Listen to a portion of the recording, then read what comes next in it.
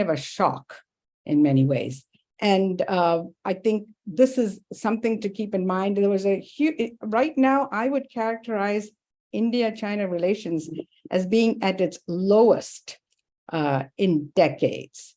And I don't see it improving very quickly as well. For instance, just last month, China released a new map, what they called a new standard map that they release from time to time.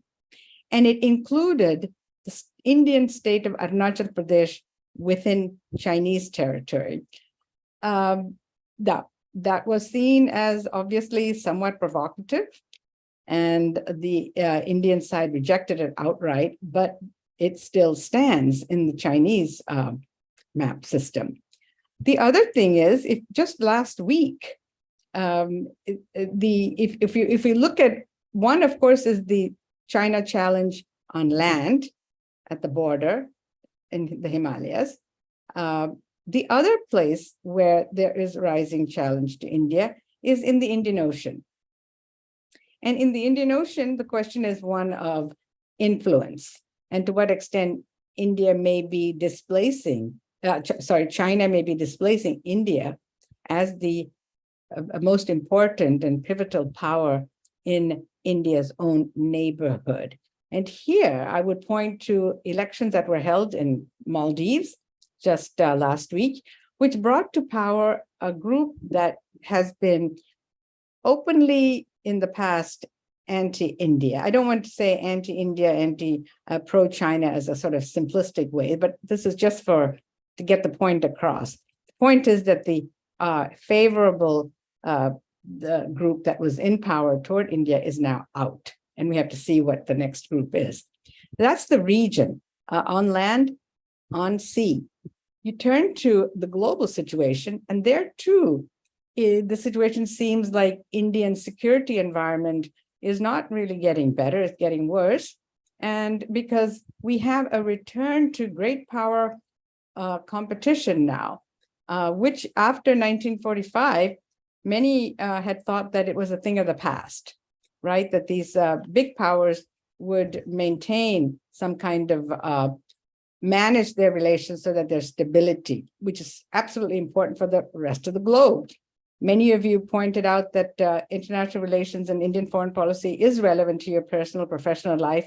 Yes, the Ukraine war, you saw the impact at home, inflation, food shortages, and so forth. So you see that. The other thing that's happening with the Ukraine war is that the relationship between China and Russia are getting very, very close. Again, historically high levels. And so that is not a good news for India, especially because, and I'll talk about this a little bit more, because India and Russia have been close partners historically. And the question is, if Russia becomes too dependent on China, what does that mean? Let's see. All right, so this is the situation that India is facing, both regionally and internationally. What has India's response been?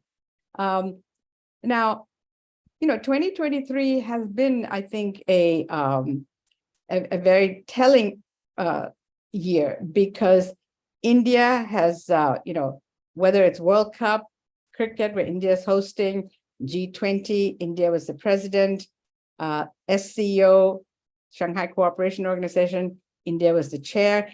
India has been, it's almost as if this has been a year of coming out. That's at least the way the Indian foreign policy establishment and the Prime Minister, Mr. Modi, is presenting it. I mean, G20, for example, was a celebration across the board, right, that you all saw on a daily basis. So it seems as if the Indian policy is something that is similar to being in so many different groups. And let me tell you why it seems a little odd, because of the way in which Indian membership is. India is the only major power to be involved in organizations that are normally seen as not very friendly with each other. For example, the BRICS, which is Brazil, Russia, India, China, South Africa, which came about as a way to challenge Western hegemony in the global system back in 2000, early 2000s. It's also a member of Shanghai Cooperation Organization. Shanghai Cooperation Organization is led by Russia and China, especially China. And again, it is seen as a sort of adversarial group to the US and the West. And then there is on the other side, the Quad. The Quad, which is a group of friendly countries led by the United States, including US, Australia, Japan, and India.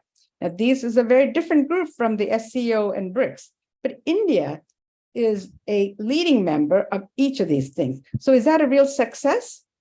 Okay, one could say that India has done it all.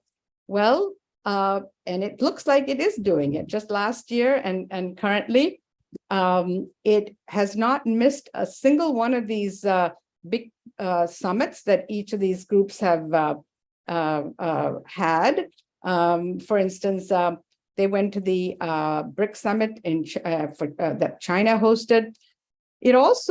India also participated in something called Vostok, military exercises by Russia. And this was in September 2022, while the Ukraine war was going on.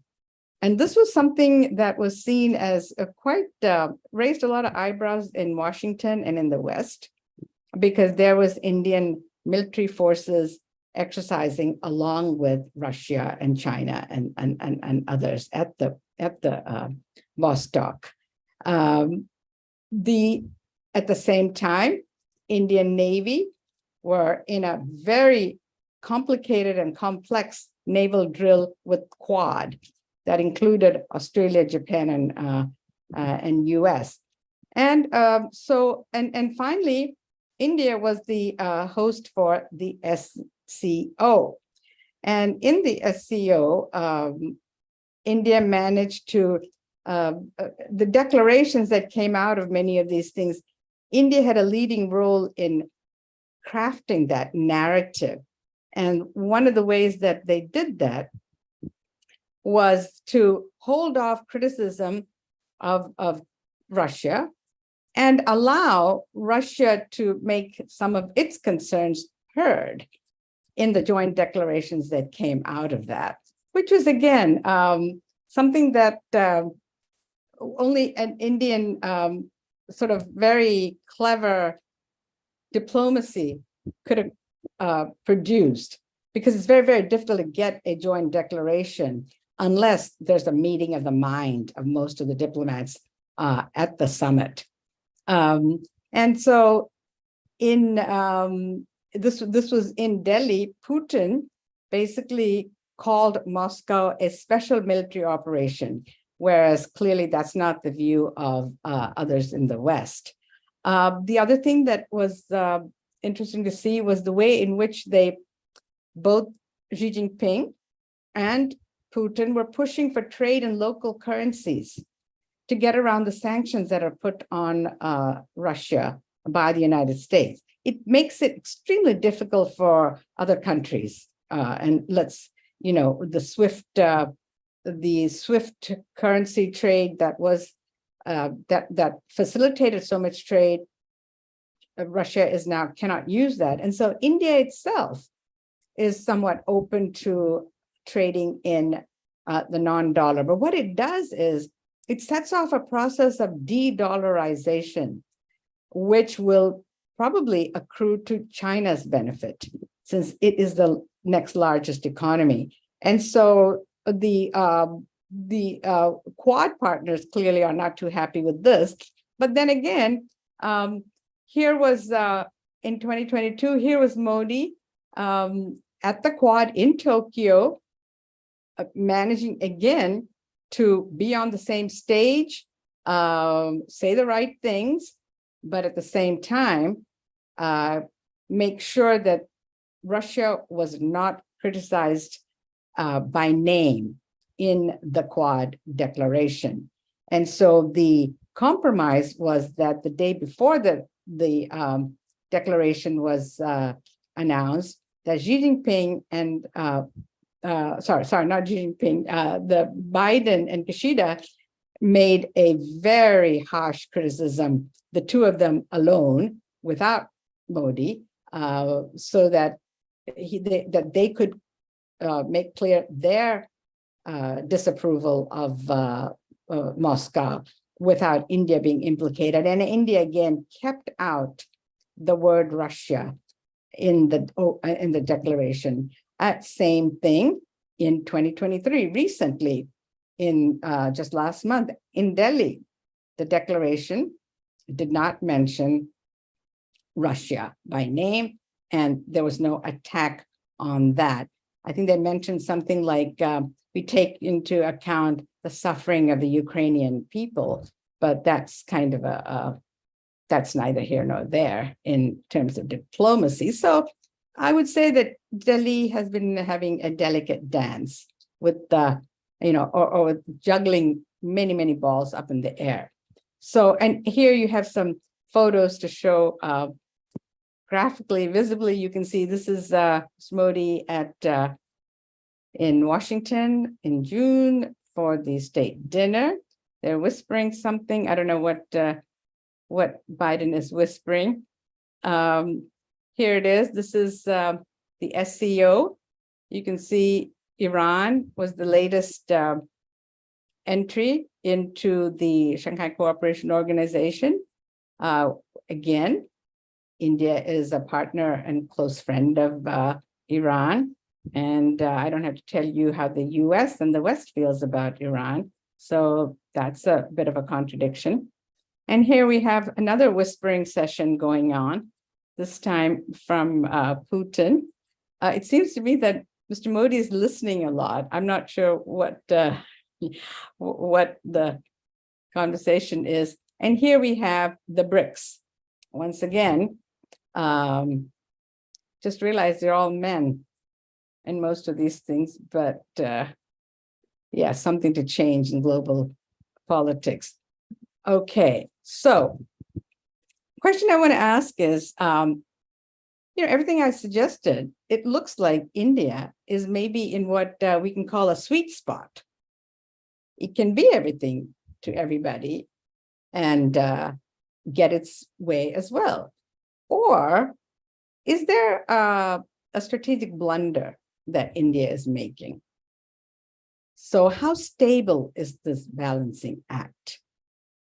So there are two schools of thought on this, as you can imagine, and even within India, but also generally speaking in the academic world.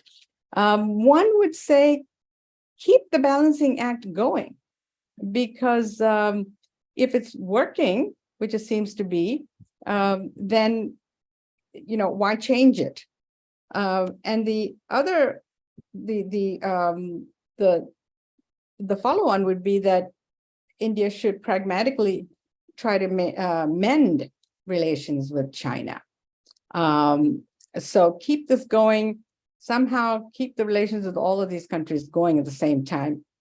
All right, so the alternate idea would be that India needs to change its posture, move decisively closer to the US and the Quad, because Indian strategic interests have to respond to strategic changes in the global and security environment, and that India is leaving itself vulnerable. India is leaving itself to pressures that it will not be able to handle without a more assured support. So the question is, or what I'd like to argue here is that the Prime Minister Modi's confidence in his balancing act could be misplaced, especially if it is a way of either placating on the one hand, or gently pressuring China. All right, so that I think the view is that somehow you can keep China at bay and also keep open certain lines of communication. Well, let's just look at what China's reactions have been to all of this. The G20, as you all know, it was an incredible spectacle and fanfare within India. But, guess what? Outside of India, very little attention. And in Washington, you hardly saw it in the newspapers, except for a few here and there. So the point is that that if the idea was this was India's coming out moment to the globe, I think there's a lot more that needs to be done. It didn't get it. And the reason that it did not get the attention was that the missing in action, okay, Xi Jinping, and that was the big story. This is the first time that he did not attend a G20 meeting since 2008 when it started. There was no congratulatory message even sent to the prime minister, which would have been a costless thing to do for Xi Jinping. That's a symbolic and diplomatic stage. What about in reality, on the border, for example, 19 rounds of talks, talk, but we have seen very little coming out of it. And as I said, instead, we got a new map that came out of China that completely negated India's position. I'm not going to go into on the Indian Ocean. Right during the Sri Lankan crisis, which again, you all must have be very aware of and have read about, Sri Lanka went into an absolute tailspin, political, economic crisis, total debacle. The only country that came to Sri Lanka's aid was India. And everyone cheered, saying, okay, now, even though over the last 15 years, China had been making incredible inroads into Sri Lanka, owns a port, Hambantota, that somehow this was India's moment it could push China out. Well, in 2022, right in the middle of the crisis, when China had been not supporting Sri Lanka with any resources, with any economic or humanitarian aid, really, they wanted to have a research, what they call a research naval ship, which India called a spy ship, to dock at Hambantota.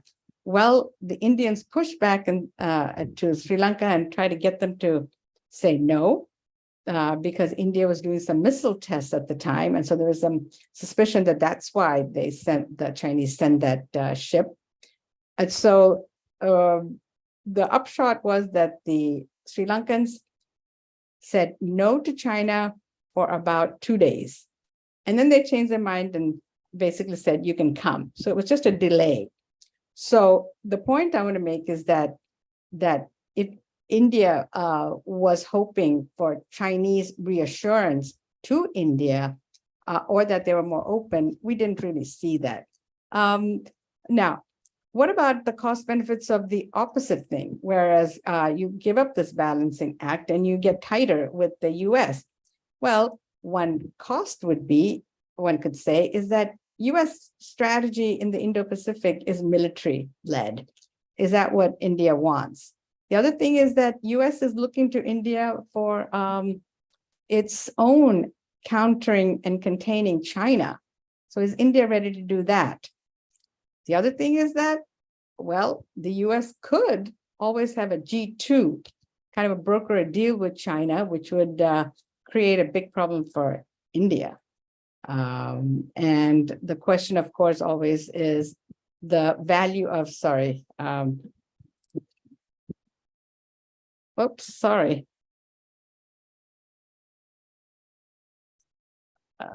Sorry about that. Yeah. Okay. So how important are democratic values? Because you can say that that is something that holds India and the US together. Well, you can say that's selectively applied, so don't count on that. Okay, that's the cost. What about the benefits?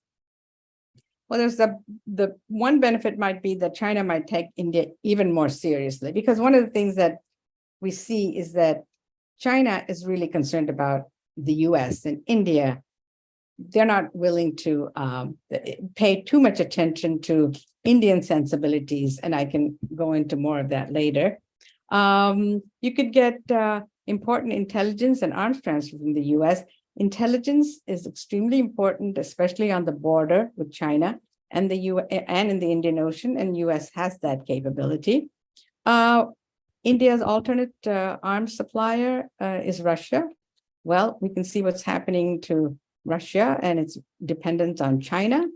And the other thing is that if I have to say what India's own strategy in the Indo-Pacific is, I can't think of anything much than the Quad, actually. I think India has put a lot of eggs in that basket because, as we see, Indian foreign policy is very big on rhetoric, very poor on follow-up action, and I can give you chapter and verse on that. Okay, let's see. Sorry, I think yeah. I just want to, before I end, look at the map of India. When you think about strategic security concerns and pressure points, well, the Chinese presence and the Chinese territorial as well as its presence in the Indian Ocean with relationships that are extremely close for China with all of India's neighbors at this point, not just Pakistan. For instance, China is the biggest arms supplier to Bangladesh. So just as an example, so clearly the biggest threat to India's rise and to India's own aspirations remains its neighbor. And especially when you have a close relationship between Pakistan and China on the west and in the north and the east. So you see the way in which the security concerns are coming up. All right, let me just end with something that Sanjay mentioned, that Canada, India, the whole assassination row, the Khalistan separatist row here, and this picture I just put up here. This is Justin Trudeau in Delhi last month at the G20. In this picture, I think you can see Justin Trudeau is a little uncomfortable. It looks like Modi is calling somebody to maybe take Justin to escort him off the stage. I don't know.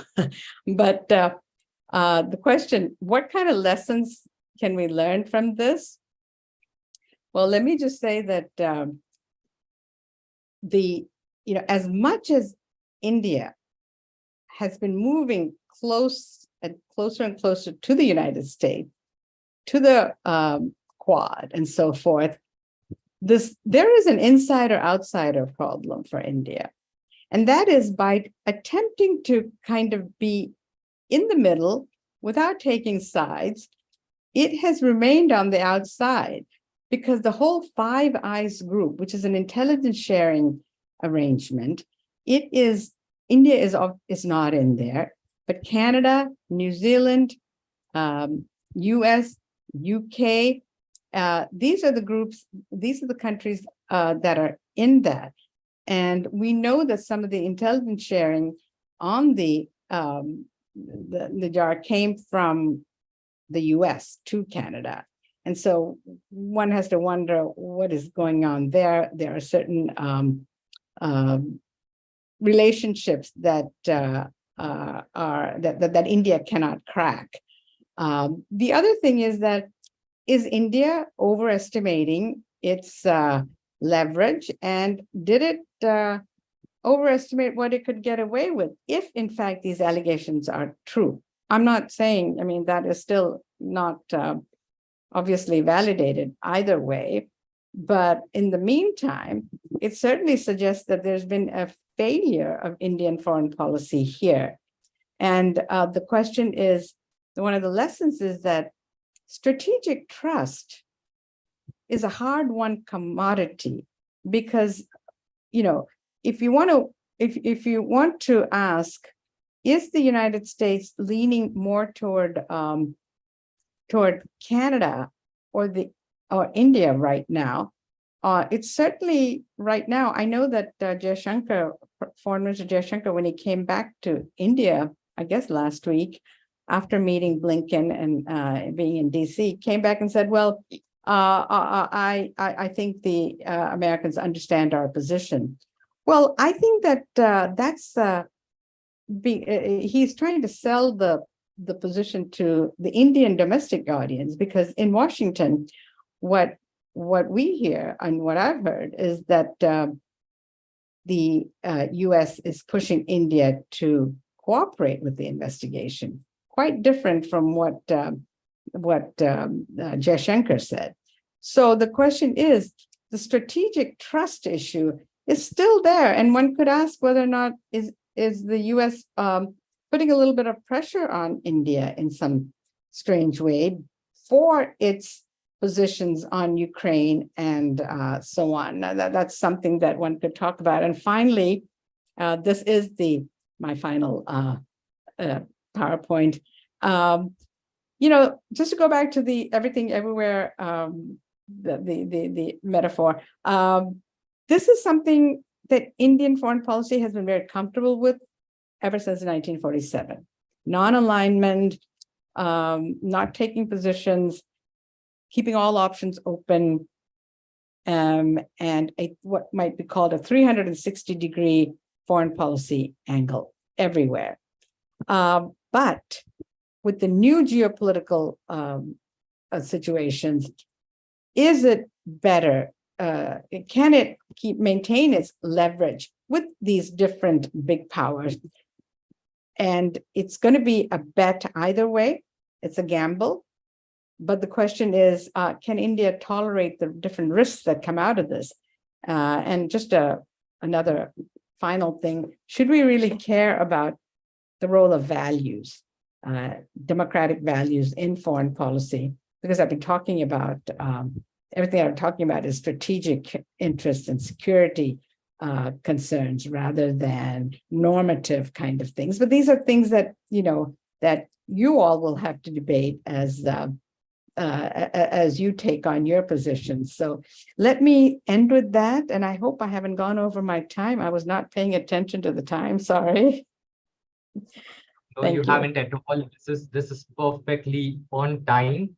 And I see the audience interest going up further. There are 17 questions in the Q&A box already. I'm going to come to those shortly. But before I do that, and I see one of the most updated questions, or some of the most common questions, is how can our attendees get into or build a career in foreign services? So before we get our panelists to answer that question for you, what I want to do is run our poll for our second poll for the evening, which is going to go live on your screen right now. So if you're able to see this poll question, the question is, are you interested in pursuing higher studies or a career in international affairs, foreign policy, external affairs, or not? So this is about just to gauge how many of you are interested in, say, building a career in international affairs. So I'm going to keep this open for a few seconds. The reason I'm asking this question is because in the Q&A box, the most common question from the audience is, how do they get into this field? It's so challenging, so competitive. And of course, in India, if you're looking at the Indian Foreign Services, which happens to the UPSC or the civil services exam, it's hyper competitive, right? There are over 1 million people or a couple of million people who attempt the civil services every year. So it's hyper competitive. But let me gauge from the audience how many of them are actually interested in building a career in international affairs and possibly be India's next foreign minister. So let's see what the response is. I'm going to keep this open for another 5 seconds. So if you haven't responded, please do respond. I see around 120 responses come in. There are around 370 people in the audience right now. So if you haven't responded, please do respond. It's always good to see audience interest and gauge where the wind is blowing. Okay. With that, let me end this poll and share the results on the screen. So around 62% of the respondents said that they're interested in pursuing higher studies or a career in international affairs. So they are open to opportunities in this space. 33% are maybe. They want to know what are the prospects, what are the outcomes, what can they get out of getting into this entire industry. And 5% are not interested, which is fair. But a good 95% do have some inclination or interest in the domain of international affairs, foreign policy, international relations. Great. With that, let me get into your uh, Dr. Deepa, I'm going to ask you some questions, and to the audience, those of you who have quoted Nidhi's question about how can you join the foreign services apart from civil services. I am going to take up that question very shortly, so stay put with us. I'm going to make sure that we answer that question. But Dr. Deepa, I want to take up some other questions for you before we get into that particular aspect of how do they get into the space. So my first question is foreign policy or international affairs, is it purely a people-driven industry? Basically, is it driven by intuition of the politicians or the foreign ministry? Or now are you seeing some data-driven models, quantitative models that come into play that can help people lay out or understand this entire geopolitical equation? There are so many players in the space, so many countries to manage. The balancing act is super complicated. So is there any math behind this, or is it purely intuition and people driven? Good question. And let me tell you that we're Dr. all, now we can yeah, hear you. Sorry. yeah, okay. Very good question, Sanjay. Generally speaking, I can say that every field and all of us are getting increasingly pressured to use data. Okay, that the experimental and data-driven models are what are dominant in my field now, which when I was a student and when I was doing my PhDs and so forth, it was much more qualitative. Okay, so now there's a big drive, number one, in the scholarly world to use data-driven methodologies. So anybody who wants to get into this field, I would say, if you have some quantitative skills, it is to your advantage because of just having to, even trade statistics, for example, you want to be able to present nuanced ways in which, what are the strategic minerals, for example, which countries have it? You have got to be able to figure those things out, the percentages that are involved, vulnerabilities, risk analysis, all those things take, you need that. In terms of whether or not, and so people who have that have better choice of better opportunities for getting jobs and for getting into universities also. Whether or not the Foreign Service and others use this, I think it's evolving. These things don't change that easily. Okay, bureaucracies are totally slow moving. Foreign Service officials and people have a high ego quotient. They think they know everything. They don't, this is something that I think is shared by all of these the foreign policy professionals in many ways. And so they, I think, do still, intuition is very, very important and their own knowledge. But that said, I think in the United States, at least, there is a lot more research-oriented policies. So within the State Department, there's a policy planning staff, which hires a lot of more young people to do this data-driven research, to produce policy memos and so forth. I see less of that in India, although I had a research assistant from India who had worked in Parliament, where they have Shashi Tharoor actually had set it up, and for internships in the Parliament, in the Foreign Service, and in Foreign Affairs, Defense. And one of those students worked with me. He was excellent. And he had a lot of quantitative data, which helped me because I couldn't do it, frankly. So, Dr. Deepa, that brings me to my next question. So are there any student, or do you look at students from any particular background to come into, say, a master's in international affairs, or is this field open to everyone now? Because there's so much quant, so do you want engineers, STEM graduates, data scientists, business analytics to come into the field? Or is it restricted to only people with a political science background or an international relations background?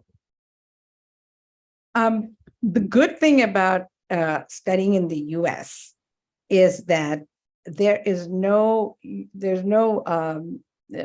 prerequisite as such for a master's, unlike in India, where you really cannot just switch around fields just like that. It's very difficult. Here, it's very forgiving in the sense that if you do engineering and then you want to change to international relations, it's possible. And by the way, the student that I just mentioned who worked with me was an engineering undergraduate, but the person made a switch by going and doing this internship in India and then coming here. And he now has a very good job at the World Bank. So I'm just saying that, just from my own personal experience, I could give you this example, others also. So I think the field is such that the master's program is such that you get a general introduction. It doesn't assume that you have a deep, a bachelor's in international relations. In fact, I think having an economics background, having some other background is actually more useful because you bring a certain skill set. Because right now, it is the more skill sets you have, I tell my students, you really need to have a skill set that you can differentiate yourself from others. But of course, you should have a very good communication, writing, and so forth, because I assign, essays and so forth. So you have to be, and I find that in India, the Indian students lack some of that. But it's something you can learn and something that will be good anywhere, because along with the data revolution is the communications revolution, right? It's the people who are able to communicate effectively are the ones who are also more successful. Perfect. Great. So I hope this answers your question, Harsha, and a lot of other people in the audience have already asked this. Can people from non-political science background join a master's in international affairs or political science? So yes, Harsha, the field is open to everyone. And as Dr. Deepa mentioned, it's becoming more and more quantitative. So even quant background people or other domain background people can look at making a switch to the international relations affairs domain as well. Dr. Deepa, I want to ask you one last question over here, and we'll possibly come up with more questions eventually. But how does one start building a career in the space of international affairs? Let's say someone from India, and especially in the US, right? So someone from India who has done his or her undergrad education in India, how can they start making inroads into the field of international affairs and possibly work with some major multilateral bodies like UN, World Bank, so on and so forth, or also work with the government in the United States? Where do they start? Okay, well, one thing, working with the government in the US is going to be difficult. Let me just say that, because unless you're a US citizen, it's very difficult to get that kind of a position. But what I'm also seeing is a proliferation of think tanks and nonprofits, as well as other groups that focus on South Asia, okay, who are very interested in the economics as well as the defense. So there's a much greater, I think, opportunities in Washington, D.C., but New York and other major cities for things on India and South Asia. What the students can do from there? Well, first of all, many students there have a 3-year degree, all right? And so often it's good if you can do a master's, a 1-year master in India, MA program, and then join the master's program here. That will give you some advantage. Okay, so because otherwise you have to have a 4-year degree before you can join, and this will compensate for that if you do one master's before you come. I see many students who already have done a master's, one, and then come. Secondly, having some kind of either a volunteer internship in some, it could be in a marketing organization. It could be in a media group, because social media things also, somebody who's very good in social media, I think that goes a long way for professional jobs here as well in foreign policy. Okay, public diplomacy type of things. But so I would say having a one master's already in India, plus maybe at least a year or a little bit more of some experience, because I think that shows that you're really committed to this field, and signals the market and signals the schools that you're interested to get in, and you come with some experience, because one of the things that is very important is to get some experience while you're here. And a lot of that look at, well, have you done anything before? Have you worked in any organization? And I think Indian students are sometimes at a disadvantage because they go straight through, don't stop to take a breath. And even a 6-month internship somewhere, you have to have something on your resume. Great. So Nidhi, and to the others who are asking how to build a career in foreign services apart from the Indian Civil Services exam, your pathway may lie in master's education. So maybe something in India or even outside of India. For example, at the Elliott School of International Affairs, maybe some of their MA master's program in international affairs could be an option for you as well. With that, let me invite our next guest, who I've deliberately kept outside for so long, but let me invite Daniel Goldstein to come and tell you about the various master's programs at George Washington's Elliott School of International Affairs, right? As I said, that could be your pathway to a career in foreign services, international relations. So let's understand from Daniel about the various programs that Elliott School has. They have a number of master's programs in this space. So I just want us to take a few minutes to run through those programs, and then we'll continue the questions further. Over to you, Daniel. Wonderful. Thank you so much. Give me just one moment.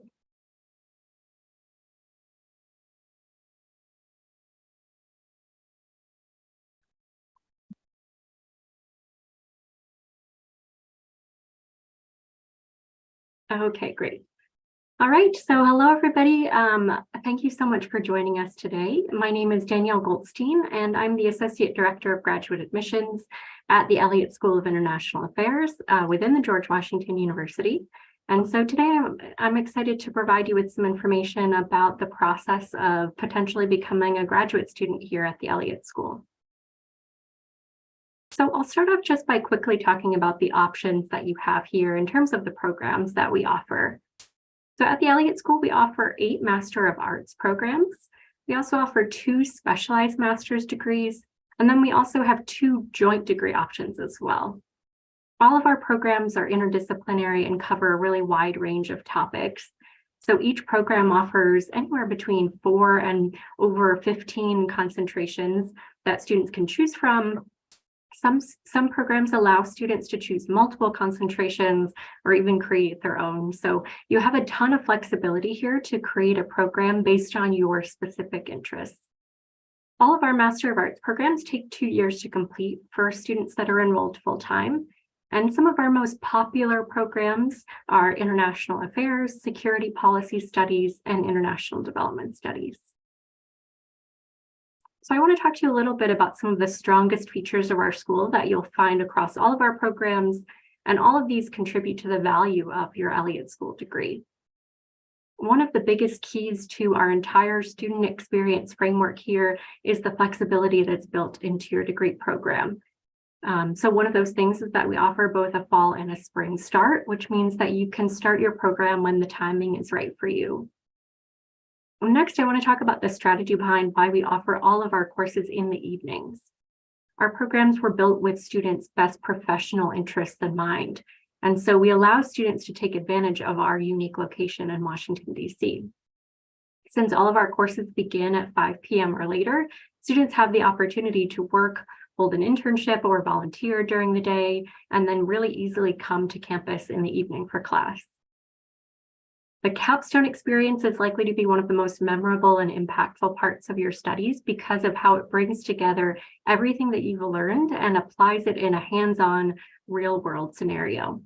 Your capstone course is completed over 2 consecutive semesters at the end of your program, where you'll sign up for a class based on a thematic topic. So that might be something like foreign policy or international security.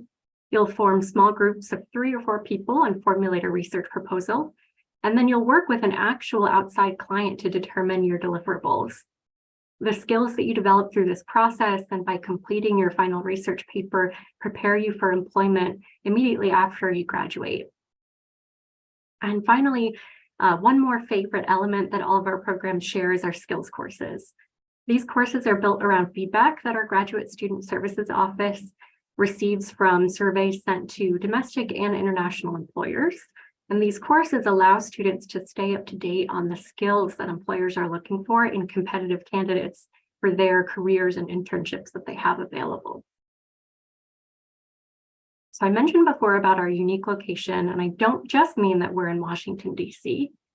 The Elliott School itself is across the street from the State Department. We're about 2.5 blocks from the White House.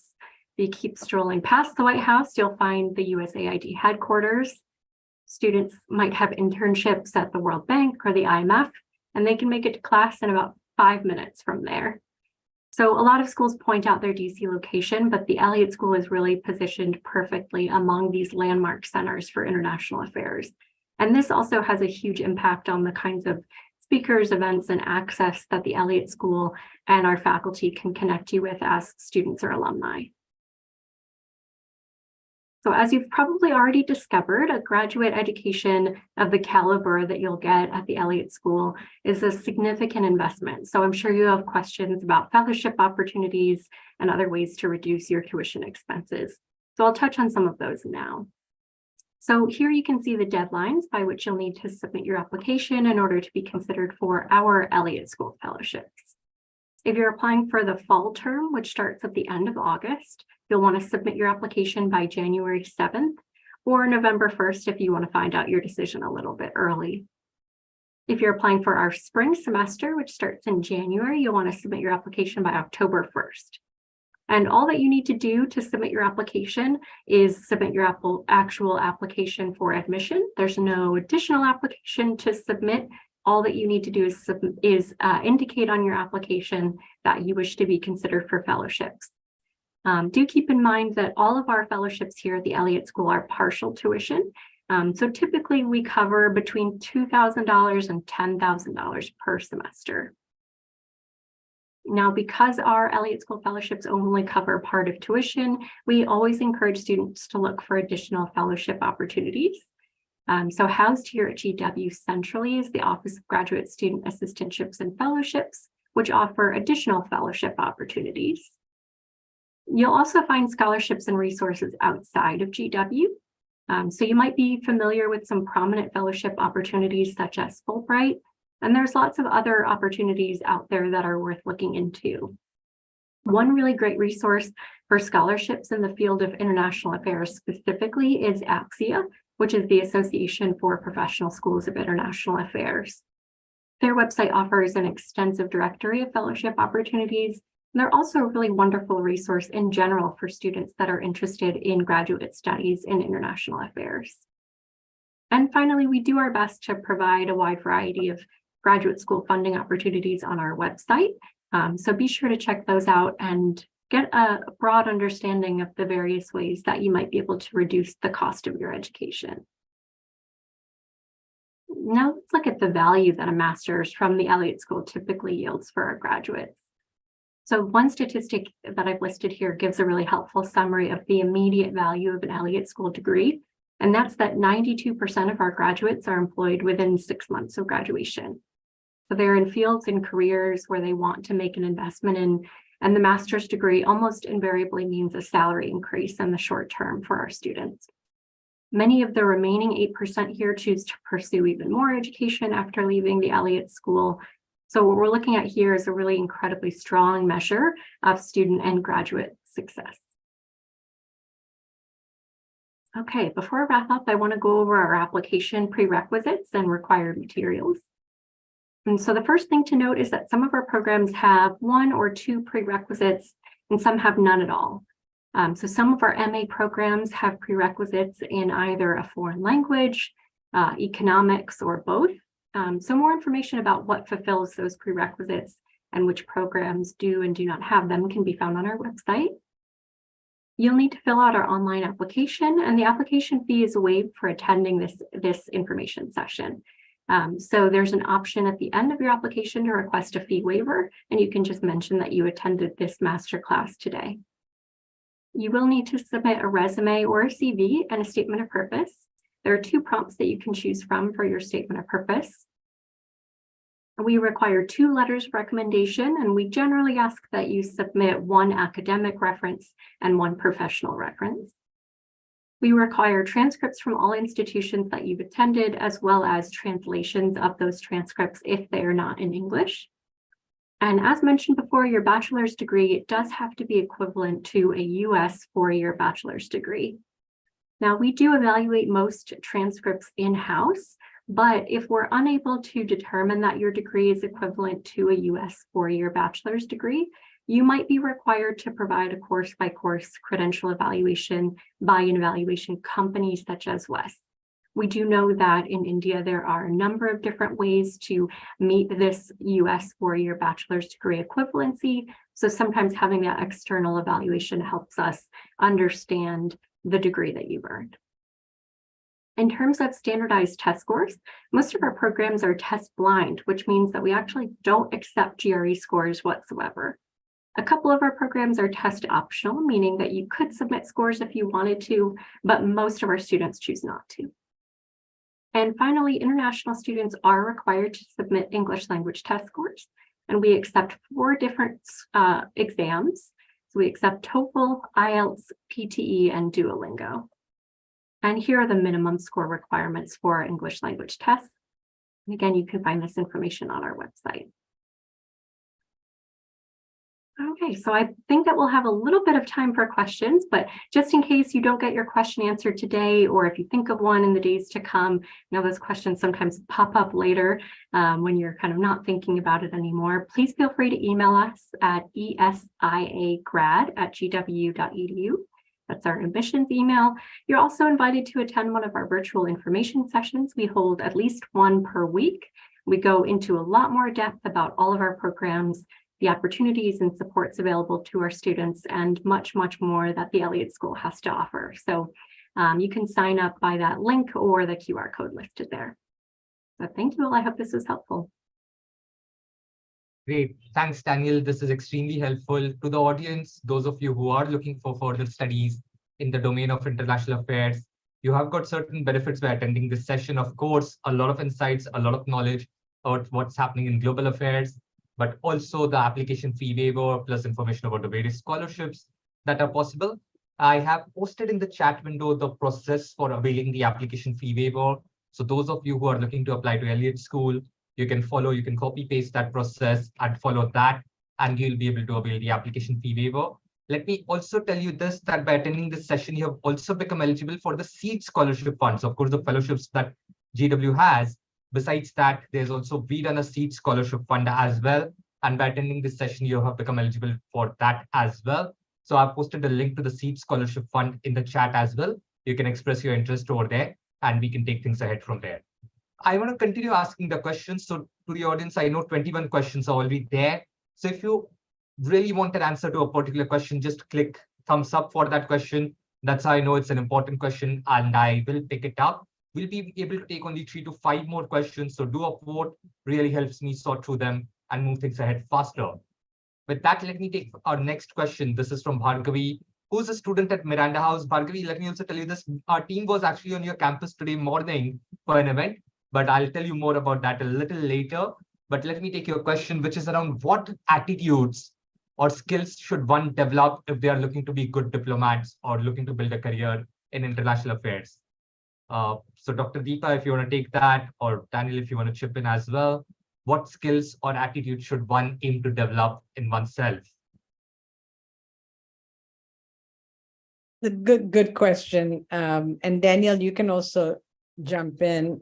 But I would say one of the key skills you need is critical thinking, which is something that I think comes out of really rigorous training for in terms of looking at things like hypothesis testing, looking at alternate viewpoints, writing persuasive essays that cover options, doing scenarios that have where you have to think on your feet, for example.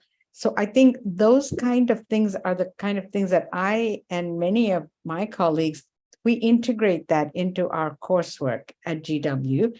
And I think, again, that is one of the training that you will get, very practical oriented training, in part because many of our students go into foreign service, go into government. And these are skills that are transferable from whichever country you practice in. So it would be as good to do it in the State Department as in the MEA. So I think those are the, just in terms of what I would want somebody coming in is that. The only thing I'll add is, well, two things, I guess. One, I think, is the importance of being able to work with a group or other colleagues who you may kind of be coming into a situation with different backgrounds or different ultimate interests. And that, I think, is why our capstone experience is so critical and so important, because it gives you that real world experience of working with colleagues and working with potentially a client or somebody else in your organization to produce deliverables when people might be coming at things with different backgrounds, different interests, and things like that.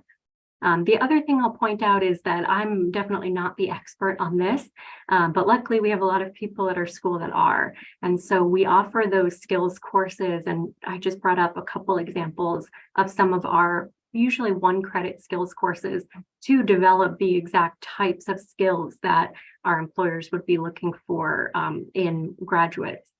So some of our skills courses we offer are data visualization, research design for international affairs, political risk analysis, and even public speaking. So all of those are things that you're able to build on when you're here at the Elliott School. Great. So that's wonderful advice and insights for the audience. I'm going to take the last 2 questions. I know we are over time, but I'm going to take 2 questions very quickly. Noreen, I think your questions about the scope for international studies was already answered through Daniel's presentation. They are in the heart of Washington, D.C., with all the major organizations in the space around them. And as Daniel mentioned, that graduates don't just work in Washington, D.C., but in other places like New York City, Boston, and so on and so forth as well. So I think that's already addressed. But if you have more questions, do connect with GW's team, write an email to them, and they can possibly share more information around there. Dr. Deepa, the next question that I have is from Bhavna, who is asking, what would you call as good international relations? Is there a perfect answer to this at all? I wonder. It's so complicated, so interesting, so challenging, but how would you define as good international relations? Okay, that's enough for an entire course, but what is one thing that I think that we are learning more is to, in our own thinking, to include perspectives from the global South, from the perspectives of other major powers, rather than having a very purely Western-oriented discourse, okay, or narratives. And so in our classes, one of the things that we have done is this diversity and inclusion, which is not just in among people, but within our syllabi, to include views that cover a variety of areas and topics that are not just of interest to advanced industrial countries. So I think what makes good international relations is the relations part of it, being able to have actually a diverse set of viewpoints, because that is what you'll be doing. That's the reality. But that's just I mean, I could go on this all semester. I'm sure. And that's what the full master's program is about, right? You take various courses and learn from everything. It's very difficult to encapsulate everything in a 45-minute or 30-minute masterclass. So to the audience, I see a lot of questions which have come up. So Mithilesh, Ronak have asked about BRICS, China-Russia relations, the impact of the whole global play that's happening. Our apologies, it's very difficult to answer all of these questions in a 35, 40-minute session. These are very complex topics which require years of study, specialization, and of course, you learn from experts during a master's program. So if you really have an interest in this, of course, there are some magazines, journals that you can refer to, but if not, then maybe a master's program in international affairs could be the right fit for you as well. One question which has suddenly become most upvoted, and Daniel, this comes to you, and this is going to be my last question for the evening over here, is about any potential of getting full tuition waivers. Or what could be the various, so besides scholarships, what could be the various ways of funding that students can tap into to make it more feasible for someone to study a course in international affairs? And secondly, if you have any statistics around average employment, your average graduating salaries or something that gives them an overview of the kind of ROI or the recovery period that they can expect if they invest in studying in international affairs. Yeah, absolutely. So like I mentioned, unfortunately, our Elliott School fellowships that we offer are just partial tuition scholarships, but your search for fellowships and ways to fund your education shouldn't end there. I do recognize that you have to put in a lot of work to find those opportunities. And sometimes it's a matter of piecing together a lot of different things. We had a student from Egypt, I believe, a few years ago who was able to fully fund his program through at least a dozen, I would say, different fellowships and scholarships that he pieced together. You know, some of them were only maybe $500, but really kind of looked in every possible avenue that he could to find ways to fund his education. Now, that is not necessarily the norm. A lot of students do have to fund some of their education themselves, but there are a ton of opportunities out there. So on our website, we have a fellowships page, and we list not only the internal fellowships I was talking about, like Elliott School fellowships, but we also list at least 50 external fellowships, as well as databases that you can search. So the opportunities are definitely out there. It's just going to take a bit of work for you to look into it. And then, of course, you know, you have to think about the value, you know, it's an investment. So thinking about what you might earn as a graduate is also a really important thing. So I'm glad that question came up. We do provide a lot of information on our website about our employment rates, and there's salary information in there as well. So if I can, I'm going to grab the link to our graduate employment survey, and I'll stick that into the chat. Definitely recommend taking a look into all this information. We have a ton in there and break it down in a lot of different ways. So that will help give you an idea of what you might be able to earn with your degree, as well as all of the different sectors that you could go in and the types of jobs that you will be able to get as an Elliott School alum. Great. Thanks, Daniel, to the audience. So as Daniel mentioned, there are multiple sources that can be tapped into. I have posted the link to funding your graduate studies from the Elliott website. But besides that, there are a lot of external scholarships, right? So of course, there are school-instituted scholarships. Then there are endowments and funding from external organizations. So Tata Trusts gives out scholarships. So Tata Trust, of course, needs no introduction. They give out scholarships. There's Narottam Sekhsaria scholarships. There are then scholarship funds, which like ours, which is the Seed Scholarship Fund. So there are multiple avenues that you can tap into. It's only about thinking of all these opportunities and putting in the effort to make that application. But there are various sources of funding that you can tap into. With that, I want to wrap up this session. We are already 75 minutes into it, but I just want to ask Dr. Deepa for some parting advice to the students who are thinking about international affairs as a career path. These are young minds, 20, 22-year-old people right now. So any advice for people who are looking to get into the space? Well, first of all, I think this is one of the most exciting moments in international relations. And it's a field that I think you can be passionate about, and it will only grow, especially as India becomes more of an important power. It is, despite what I said about the difficulties India is encountering in some sense, I think this is a moment when we need more voices from countries like India in international relations. Let me put it that way. I think from the major rising powers, we need more of you to be involved in international relations. This is my personal view, and I think it will be rewarding. I think it's one of the fields that and the good thing is that both in India and here, I'm finding that more and more of my students are getting good jobs. I have several students who came from India, who did a master's here, took my class, so I've kept in touch with them. They have, 3 of them have gone back and gotten really good jobs, 2 in think tanks and 1 in a media company. So hope some of you come to GW. Surely very exciting times. And of course, GW, the Elliott School of International Affairs, is the destination to go to. With that, let me thank our panelists. So thank you, Dr. Deepa. Thank you, Daniel, for taking out the time to do this interaction. This has been extremely insightful. At our peak, we saw more than 400 attendees in this room. That speaks about the interest that the audience has in studying international affairs or a career in international affairs.